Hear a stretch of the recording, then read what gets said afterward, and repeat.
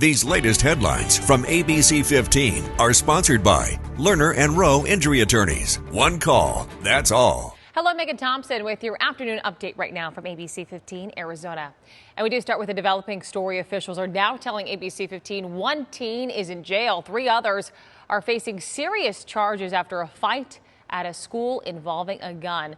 That was at a Buckeye Elementary School. Police tell us that this happened right after dismissal at Freedom Elementary. And a 19-year-old was armed during that fight. None of the teens involved were students at the school. Officials tell us some of them knew each other and came to campus to pick up relatives who do attend the school. That is when that fight broke out. No one was hurt in this. ABC15 will continue to update you as we learn more from police. Turning now to an all-new Operation Safe Roads report, ADOT is expanding their wrong-way detection warning system, which I've been tracking since that pilot program began back in 2017, only on the Black Canyon Highway, the I-17. Thermal cameras have since expanded across Valley freeways on and off ramps to detect wrong-way drivers and then alerts others on overhead message boards and notifies law enforcement. ADOT will now add the technology along Interstate 19 between Tucson and Nogales. The system has been effective in that it has allowed the Department of Public Safety to get faster notification when there is a wrong-way driver on the highway. They can then respond more quickly to intercept that vehicle. If you're heading to the border, ADOT says drivers should expect minimal restrictions during construction. That project is expected to be completed this winter. Advancing Arizona through the power of artificial intelligence, a new generation of robots is being built here in the valley, and they're more than just nuts and bolts. They are AI-powered worker robots. They could be your next colleague. ABC15's Adam Klepp met the inventors as local robotics students also got to put their robots to the test. This is the TaskBot, an AI robot that can be trained to do a variety of jobs, and its inventors believe it's one potential solution to the labor shortage here in the United States. Traditional robotics, they only do one thing over and over and over again. With this new advent of artificial intelligence, you can actually just tell them, go get me a beer, and they figure out all the things that need to happen. And the TaskBot is taught by humans like Kent Gilson, Revobot's chief technology officer.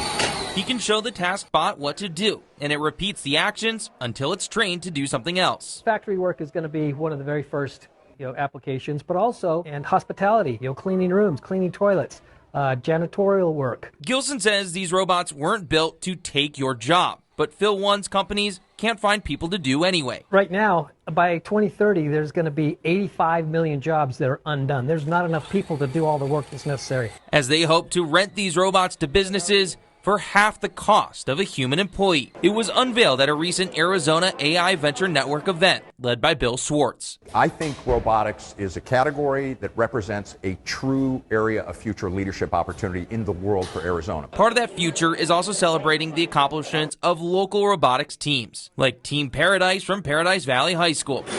Honestly, it's something I'm really proud of, that ability that we've been able to get to that high, because it's really been a challenge for us. They say seeing their robot next to the one being sold in the real world is motivation to continue following their passions here in Arizona. But seeing it here, it gives us confidence that our trained profession might be impactful in the real world scenarios. Adam Klepp, ABC15 Arizona.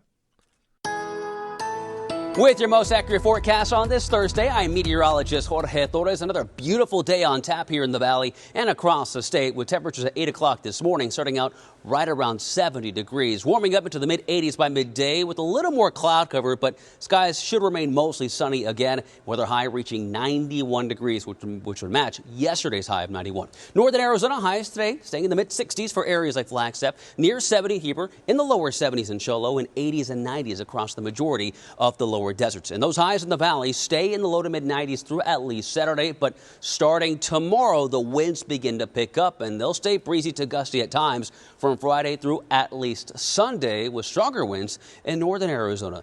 That wind ushering in some cooler air, with highs on Sunday in the valley only in the 80s. Same on Monday. In Flagstaff, we'll keep those highs in the 60s through at least Saturday, with lows in the 30s. Then highs are only in the 50s beginning Sunday.